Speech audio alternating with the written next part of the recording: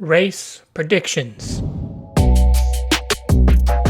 So, what is going on, people? Hope you are all doing well wherever you are in the world. Welcome back to the channel. You're here, you're happy, you're ready for the Spanish Grand Prix, but also probably not because it's gonna be boring. But yes, these are my, hopefully, good predictions for the 2021 Spanish Grand Prix, our first back-to-back race of the season. We had those 3 weeks off after Bahrain. We had 2 weeks off after Imola, and now we've got a back-to-back. But just to refresh ourselves, to see how I did at Portugal, bad. Not good. Here they are. Yeah, okay. I predicted Verstappen to win. That didn't happen. Hamilton obviously won. Things did not go well because Perez also didn't actually struggle, and Russell didn't score. Russell didn't score points. I cried, genuinely. I don't know if you guys can hear that, but my laptop is... It's gonna take flight. Anyone who owns like a 2016 to 2019 MacBook Pro knows this struggle. But with that all being said, let's get into the predictions for the Spanish Grand Prix. If you're new and you don't know what the criteria are, we're looking at the surprise of the weekend, the disappointment of the weekend, and then the top 5 finishers for the race. Let's get into them, shall we? Now for the surprise of the weekend, yeah, that's right. I'm doing the surprise first. It's my channel. I can do whatever I want to. You can just sit there and deal with it. That was really harsh, but the surprise of the weekend. I've been really harsh on Aston Martin this season. It's been rough for that team. I feel bad for them. I'm predicting with my manifestation powers that just don't seem to work well at all. So I'm sorry, Aston Martin, in advance. But I'm predicting a good weekend for the green team. I think the F1 gods have punished them enough. They had a terrible test, which means they had a terrible Bahrain Grand Prix. They've suffered just the worst reliability. The car just hasn't been able to hook it up around any of the tracks we've been at so far. They deserve to be thrown a bone by the F1 gods, don't they? Now, disappointment of the weekend. Honestly, I think this is going to be a disappointment of the season. I made a video a long time ago about why I thought Bottas was perfect for Mercedes. And I think he's going to continue to struggle. He just hasn't looked good, has he? He gets that pole in Portimao. It's his perfect chance to get back into the championship. That car was quicker than the Red Bull, and he couldn't get it done, could he? He just got past Verstappen and couldn't catch back up.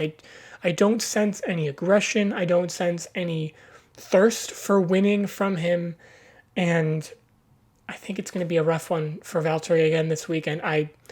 As an early fan of his, hurts to say it, but I've got to call it like it is. And now it's time for How Many Mazza Spins?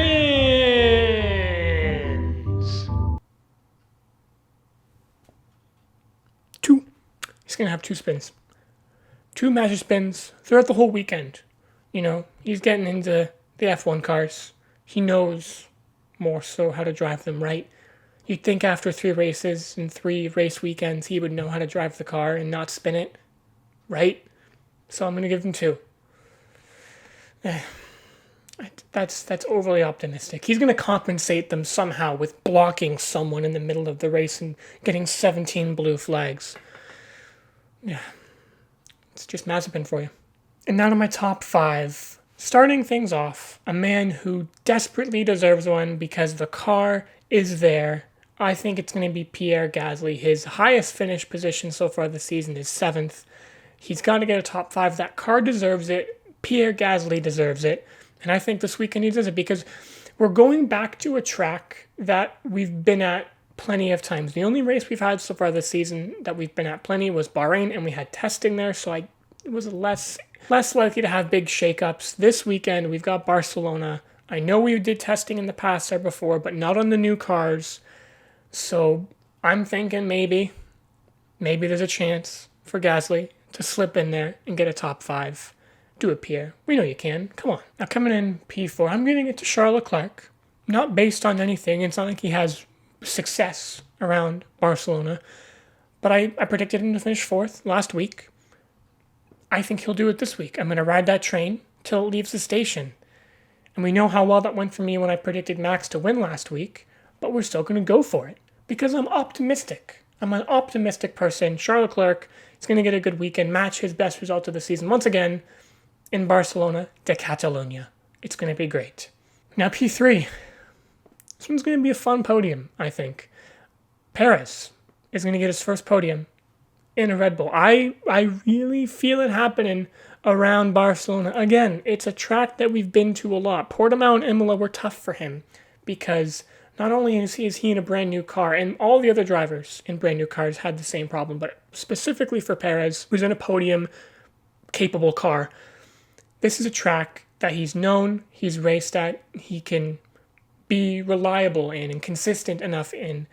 And I think he's going to do it. It's going to be a P3. He's not going to be fast enough for the two in front of him. No one is going to be able to beat these two guys on merit this season without any crashes or reliability failures. Lewis Hamilton, Max Verstappen. Who do I think is going to win? It's going to be Lewis Hamilton.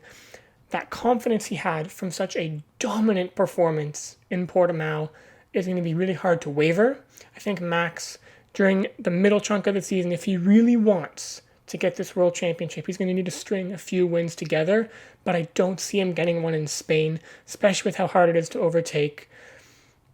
I see Lewis having that confidence. Max is going to have to strike back pretty hard in Monaco. That's a track he'll be able to dominate at, but he's going to need to string a few wins together after that to really put the pressure on Lewis, but I see Lewis taking it this weekend. The man is rapid this year, and he finally has someone to fight with that's not in his team, and he's loving it so much. So, there it is. My predictions for the 2021, I think I said 2020 earlier by accident, but 2021 Spanish Grand Prix, that's what I'm going for. What do you guys think of my predictions, and what are your predictions for the race? Let me know in the comments down below, or let me know over on Twitter. Link is down there in the description as well. Give me a follow on there if you're feeling super nice. But I hope you all enjoyed watching this one as much as I enjoyed making it. Feel free to lick the stamp and send that subscribe button down below. Drop a big old fat like if you really like to enjoy the race this weekend, and don't miss the apex. See ya.